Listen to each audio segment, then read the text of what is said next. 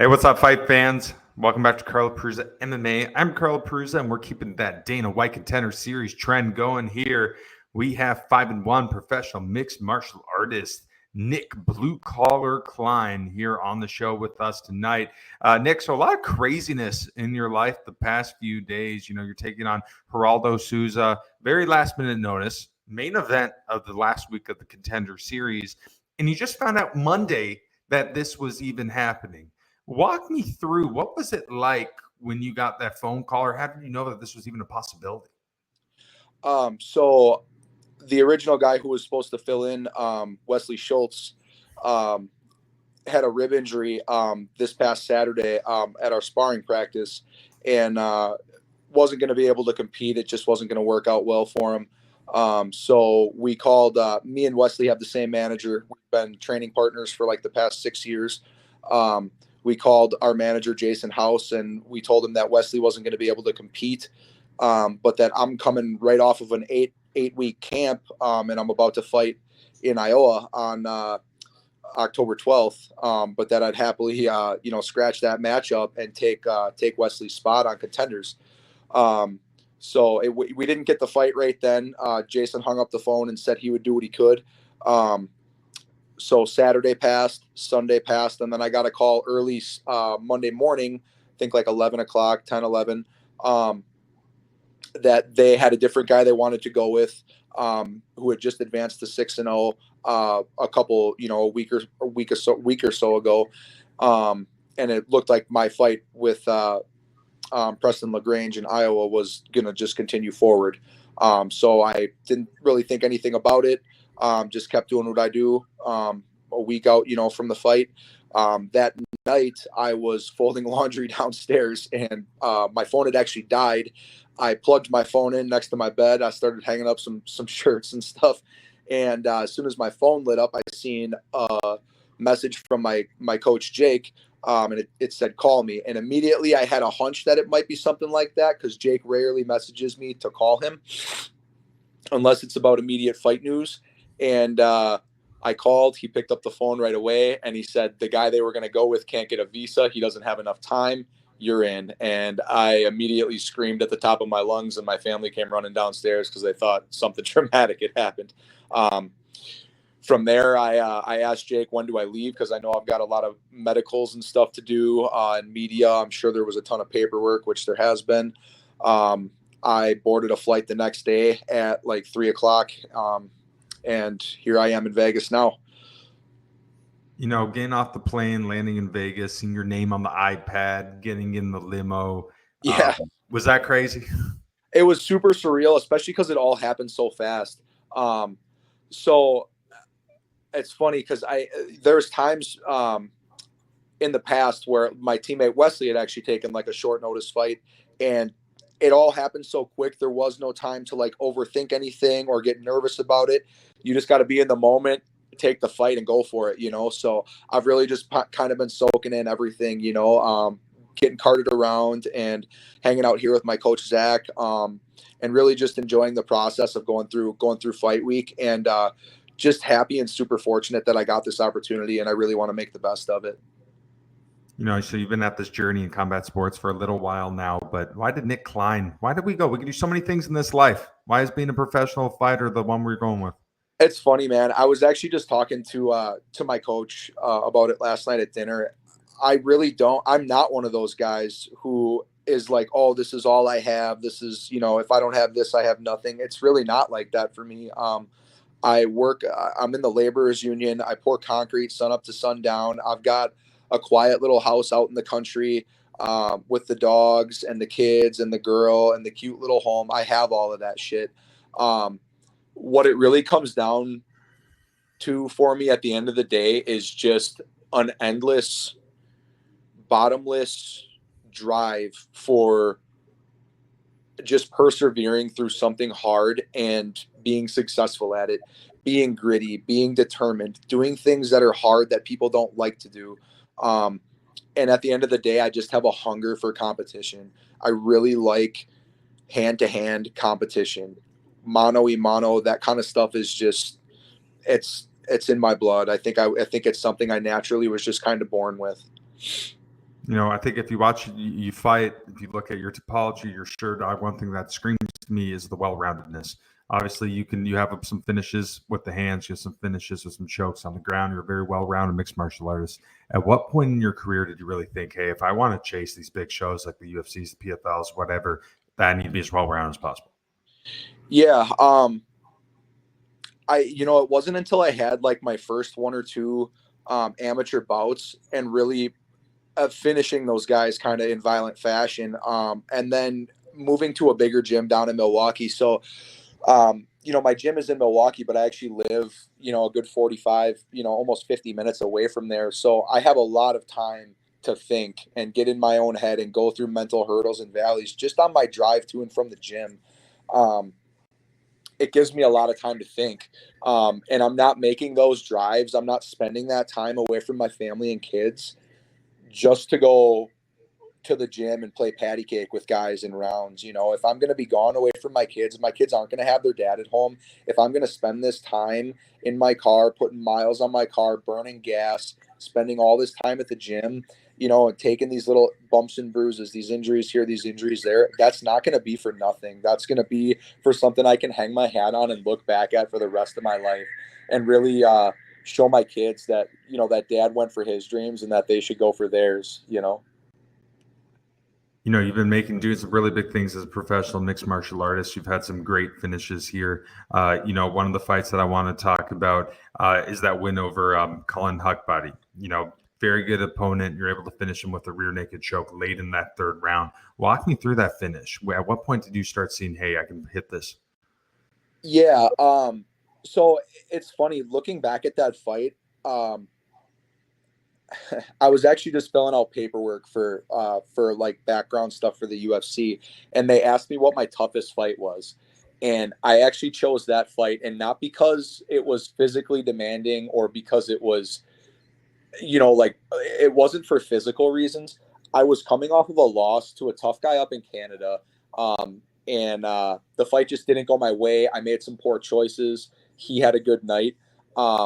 So I went into that fight at 3-1, and Colin was 12-4 at that point, with a finish on Contenders in the first round. So my tail, I kind of went through that whole fight camp with my tail between my legs a little bit. My confidence was down a little bit. That whole promotion that night, it was in his backyard. Everybody's showing up for him. He had a teammate that passed away during that camp, and so a lot of that fight card or that promotion that night was kind of a tribute to her. So tensions were really high, and my confidence was down a little bit, and I think I was more in my head in that fight than I have been for any other one. So there was a lot of mental hurdles for that fight that made that probably the toughest fight for me ever. But as soon as I got in there and I got my hands on him, everything kind of shifted. I felt that I was stronger than him. I felt that I felt like I was in better shape. I felt like I was more tenacious than he was, and I felt like I wanted it more at the end of the night. Looking back, I think I could have finished him in the first round, but I went in just wanting to be poised and not wanting to get too overcommitted to anything and getting into bad position, risking the loss. I wanted to just fight him smart, and I wanted to fight him safe. And in the third round, I could tell that he was really starting to get fatigued.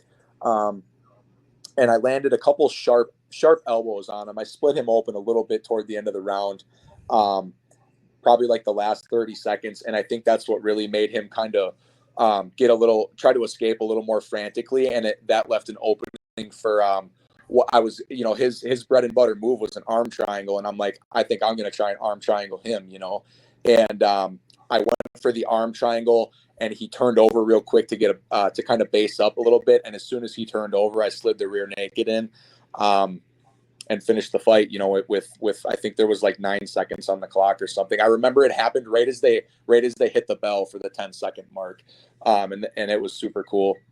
Felt really good to get a finish over a guy like that. Do you feel that fighting is more mental than it is physical? I think they go hand in hand. I think the healthier your mind is, the better your body's going to feel. I've also noticed that I think the more mentally, I like being a little bit scared for guys because it motivates me to train harder. But at the same time, you got to remain confident, and feel good and trust your own skills and, and everything that you've worked for yourself too. I definitely think they go hand in hand. I don't think it's more mental than physical. Fighting is very physical, but if your head isn't with you, you might as well not fight. Your last time out, you took out Corey Simpson, finished him with another choke there, in that first round within a minute in the first round. Following that victory, did you feel that you were close for this Contender Series opportunity? Yeah. Honestly, I had kind of been, I had this fight booked, with Preston LaGrange this coming Saturday, and I already kind of had a post-fight speech ready to go. I was really thankful that somebody finally said yes to take a fight. I had a lot of good guys say no. I was trying to fight Mervyn Miller. I was pushing to fight. He's like 6-0, on LFA or whatever, and I was looking to fight him. There's another Will Dickey is like 19-7 in our state. That's another good guy. He wouldn't fight me. There was a lot of good regional veterans that I was pushing to fight who didn't want the match against me, and I think they just know that I'm a tough matchup. And so I was getting kind of frustrated because everyone that we were reaching out to fight wasn't interested or had a fight booked, or it was this or that or the other thing. And it's like, man, when the hell am I going to get a fight booked? Like, I need one or two more, and I know they'll let me in.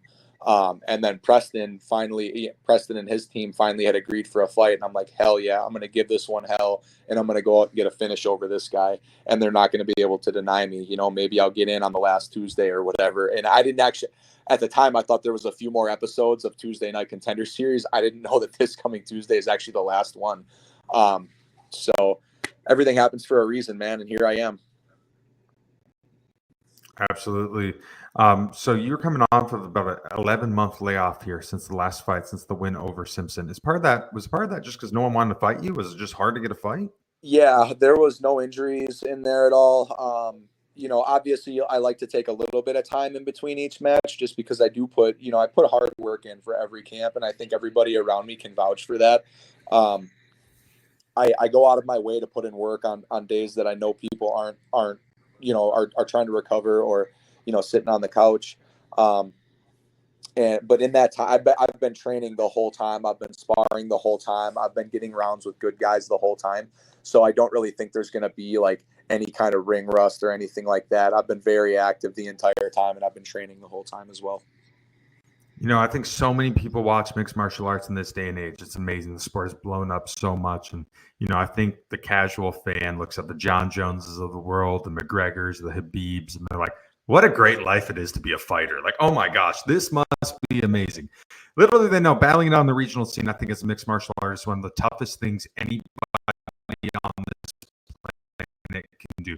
First off, you're not a millionaire from fighting on the regional scene.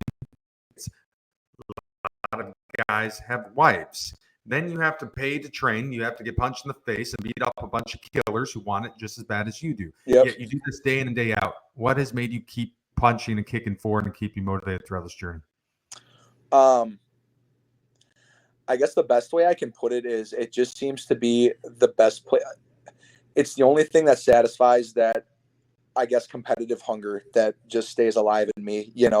Over the years, I've seen a number of guys retire. Some guys have kids and that dog in them goes away. Some guys get a comfortable job and that dog in them goes away. Some of them get a nice house and this or that or the other thing that brings them comfort. I have all of those things, and none of my competitive hunger has gone away. If anything, I want it more now than ever. And I don't know what keeps that flame alive in me. I think it's just a constant itch on the back, on the backside of my shoulder that never goes away. And it keeps me restless and irritated at times. And there's just nothing that'll satisfy it until I get, I don't even know where, I don't think top 10 in the middleweight division is going to kill it. I don't think middleweight champion's going to kill it. I think I'm always going to have a drive to do the best at whatever I do. And, whether that's fighting or my 9 to 5 or anything that I take up, I always joke with my old lady that when I'm done fighting, I'm going to take up traditional blacksmithing. And that is something I'm going to do. Dude, when I start making knives, I'm going to make the best fucking knives you ever seen. That's just the way I am. I want to do the best I can at anything that I put my mind to, because I don't like wasting my time. Do you let your kids watch you fight live? My daughter has seen, my oldest daughter, Raven, has seen 2 of them. She's seen me brutally knock a guy out. And she also seen me get TKO'd in a minute and a half. So she knows the upsides and the downsides of the sport. When my kids are older, I'll let them watch all of it.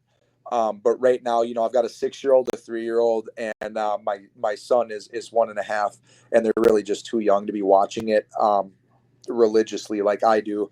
But it's funny because there's times that I'll be sitting on the couch or something, and I'll watch a couple clips on Facebook or wherever, and anytime they see somebody fighting on my phone, I hear right away, they're like, "Daddy, is that you?" And I'm like, "No, kiddo, not this time. This is somebody else," And so they ask about it. They know what it is. They see my gloves, they see my shin guards, they see my training bag and stuff. But I don't bring them to my fights. I don't like them watching me fight for a long time. I don't like them watching my Huck Body fight or that Dorian, that guy that I lost to up in Canada. I'll let them see, a sliver of it here and there, but ultimately I just want them to be a little older before they see it. All right, so you're taking on Heraldo Souza on Tuesday. Overall, what do you think of him as an opponent? Dude, I haven't watched any film on him. I didn't even know how to say his name until about 2 hours ago. I really am not even focused on him. He's just something in the way of me getting where I want to go. I'm sure he's skilled. I'm sure he's hungry. Brazil isn't an easy place to grow up. I'm sure the kid has seen some shit, and I'm sure he wants it just as bad as I do. And we're gonna find out in that octagon who gets the cake. Being this is a situation where it's very last minute, you don't really know too much about the guy as of this point in time. Do you find that being a freeing feeling? Do you find a very pressure off situation here? Yeah, just like I said before, it's all happening so fast. I don't really have a couple months to sit and mel on it and get all nervous and think about the what ifs or the this or the that. And at the end of the day, I don't think you want that for a Contender Series anyway. I think when you get in that cage, be ready to throw down and put that guy out or go out on your shield and be exciting, because that's what they want. They don't want boring decisions. They're not going to look at you after that. They want to see excitement. And I've seen a lot of guys that even if they lose an exciting fight, they'll want to bring you back because the UFC wants to put asses in seats. And if that excitement will put asses in seats. So if I can bring excitement, I feel like I've done my job. But obviously, I'm going to go out there and try to sleep this guy. Both of you guys are quite flashy fighters. You guys both like to keep a very high pace when you go out there. Could you see this one being ended early? So every fight I've ever had, that anybody's asked me about, everyone likes to ask me about what my plan is, or how I think the fight's going to go. I really don't know, man. It could be a 3-round war. I could go out there and put him away right away. I could go out there and, bully him in the first round, gas him out, and finish him in the second. The possibility is always there that things don't go my way. Ultimately, I'm just going to go out there and do what I do. I'm going to do what me and my coaches and my team have been training 8 years for. And, we'll leave the octagon at least knowing that I put my best effort forth. That's the least I'm going to do, is give it my best.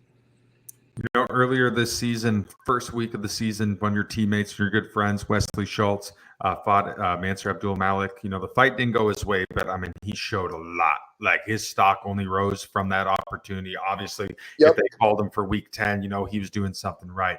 Overall, what did you think of his performance? How do you think he has grown as a mixed martial artist from that fight? Wesley, and not only Wesley, but my teammate Dylan, and my teammate Brian.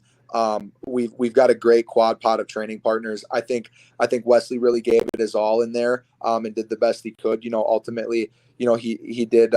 He took a loss in the second round, but you can see in the fight that he went out there and gave it his all. And I think that's what everybody in the UFC and Contender Series wants to see. They want to see you put it all on the line. And if you do that, they're going to give you another look. So obviously Wesley didn't get the job done, but I think everybody around him is nothing but proud. I've got nothing but good things to say about him. And I know he's going to get his opportunity again as well. It is what it is. It's a shame that he had an injury the way he did. But again, everything happens for a reason. And, I'm able to shoe one in quick here and get my shot.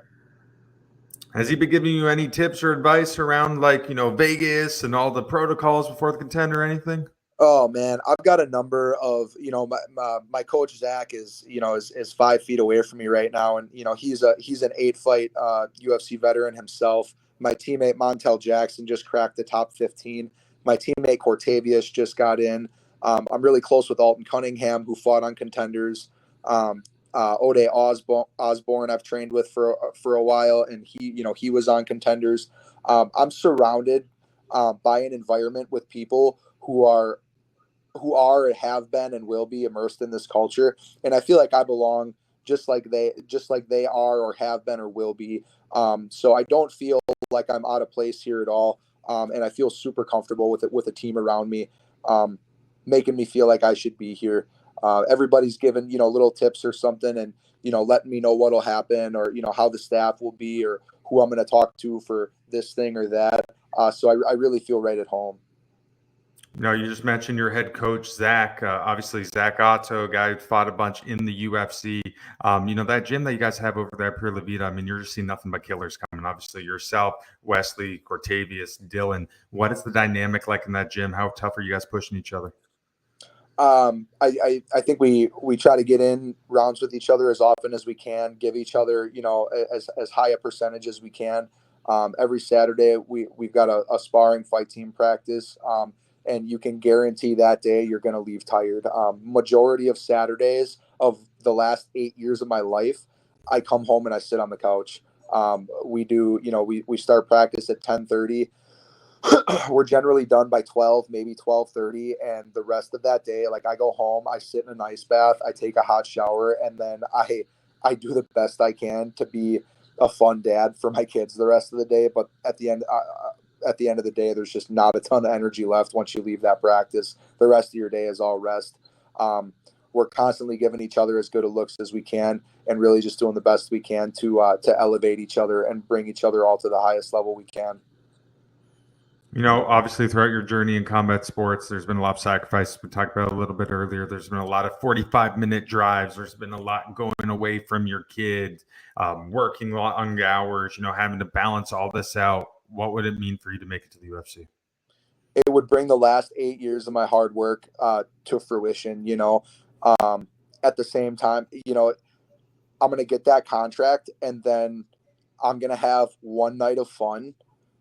And then Sunday is going to be cool. I'm going to be resting. And then Monday is going to be like, fuck, now I'm in the UFC. Now I have to now all of that past 8 years, that just got me where I want to be. Now I have to work harder to even stay. It's not like a big relief of pressure of like, oh, I'm in the UFC now. Glad I made it. It's not like that at all. Now the pressure doubles. Now the levels of everybody that you're fighting is doubled, tripled, from the regional scale. All it does is merit the work I've put in the past few years, and got me where I want to go. Now I need to belong. Are you envisioning Tuesday night going up to Dana White and shaking his hand, taking that contract from him? Yeah, I'm envisioning finishing this guy and then pointing to him, and I want to point to him and say we'll be in touch. I want to say it like that, confidently, like me and him both know I belong there.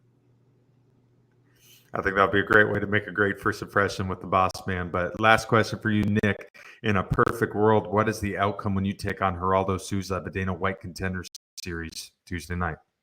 I want a first round finish, nothing short of that. At the end of the day, a win is good. But I can honestly say I'd rather go out on my shield in the first or second round than to win a boring decision where I just hold him down for 15 minutes. There needs to be excitement. There has to be excitement in this fight. I want it, no matter what, at the least, I want to deliver my best and I want to make an impression on the staff of the UFC that are watching me to at the least want to bring me back. Well, Nick, my friend, I wish you nothing but the best. Thank you so much for talking to me. I know everything's going a million miles an hour for you, but it means a lot that you're able to hop on this, and I wish you nothing but the best, my friend. Awesome. Thank you, man. I appreciate it. Absolutely. Well, that's it for us tonight. That is Mr. Blue Collar Nick Klein. I'm Carl Prusa. Stick around, fight fans.